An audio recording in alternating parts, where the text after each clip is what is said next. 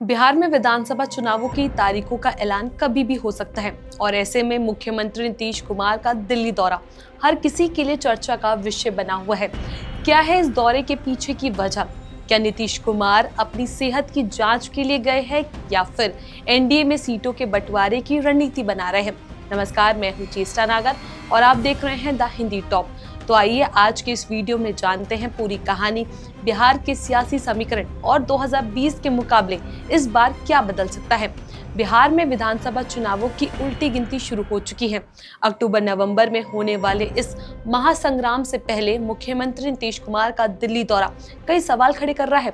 The Hindi top के सूत्रों से मिली जानकारी के मुताबिक नीतीश कुमार दिल्ली के एम्स हॉस्पिटल में ईएनटी विभाग गए, जहां उनकी रूटीन स्वास्थ्य जांच होगी। पार्टी के बेहद करीबी सूत्रों के मुताबिक नीतीश कुमार चाहते हैं कि चुनावी प्रचार से पहले वो पूरी तरह फिट रहे। आखिरकार नीतीश कुमार न केवल जेडीयू का चेहरा है बल्कि बिहार में एनडीए के सबसे बड़े स्टार प्रचारक भी है। लेकिन क्या ये दौरा सिर्फ स्वास्थ्य जांच तक सीमित था? नहीं, सूत्रों की माने तो नीतीश कुमार ने दिल्ली में बीजेपी के शीर्ष नेताओं से भी मुलाकात की। इसका मकसद है एनडीए में सीट बंटवारे को अंतिम रूप देना और गठबंधन की एकजुटता का संदेश देना। नीतीश कुमार केंद्र के लिए भी काफी अहम है। केंद्र की मोदी सरकार को जिन दो बैसाखियों के सहारे खड़े होने की बात कही जाती है, उनमें नीतीश कुमार की जेडीयू है। ऐसे में नीतीश कुमार का ये दौरा सियासी गलियारों में चर्चा का केंद्र बना हुआ है। बिहार की 243 विधानसभा सीटों में से लगभग 100 से ज्यादा सीटें ऐसी है जहां गैर यादव, ओबीसी और अति पिछड़ा वर्ग वोटर निर्णायक भूमिका में है। इन सीटों पर नीतीश कुमार का जादू सबसे ज्यादा चलता है। उनकी सभाओं में भारी भीड़ उमड़ती है और जेडीयू के साथ साथ एनडीए के उम्मीदवार भी नीतीश के प्रचार की डिमांड करते हैं। नीतीश कुमार की साफ सुथरी छवि, विकास का काम और ओबीसी ईबीसी समुदाय के बीच उनकी पकड़ उन्हें एनडीए का ट्रम्प कार्ड बनाती है। जेडीयू के लिए नीतीश कुमार सिर्फ एक नेता नहीं बल्कि पार्टी का एकमात्र चेहरा है। इस बार भी नीतीश चाहते हैं कि उनका प्रभाव बरकरार रहे। इसके लिए वो ज्यादा से ज्यादा सीटें अपनी पार्टी के खाते में चाहते हैं। अब आइए नजर डालते हैं 2020 के बिहार विधानसभा चुनावों के सीटों के बंटवारे पर। उस वक्त एनडीए में 4 दल शामिल थे। जेडीयू ने 115 सीटों पर चुनाव लड़ा और 43 सीटें जीती। बीजेपी ने 110 सीटों पर लड़कर 74 सीटें अपने नाम की। तो वहीं हिंदुस्तानी अवाम मोर्चा को 7 सीटें मिली, उनमें से उन्होंने 4 सीटें जीती। विकासशील इंसान पार्टी वीआईपी को 11 सीट दी गई और उन्होंने भी 4 सीटें जीती। लेकिन उस चुनाव में चिराग पासवान की लोक जनशक्ति पार्टी ने एनडीए से अलग होकर 135 सीटों पर अकेले चुनाव लड़ा। नतीजा, लोक जनशक्ति पार्टी सिर्फ 1 सीट जीत पाई, लेकिन जेडीयू को 30 से ज्यादा सीटों पर नुकसान पहुंचाया।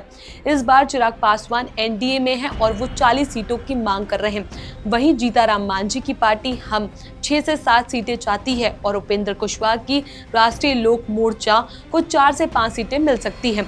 जेडीयू और बीजेपी के बीच इस बार 100-105 सीटों पर बराबर लड़ने की बात चल रही है। लेकिन नीतीश कुमार चाहते हैं कि उनकी पार्टियों को बीजेपी से कम सीटें ना मिले, क्योंकि वो एनडीए का चेहरा है और बिहार में उनकी साख दांव पर है।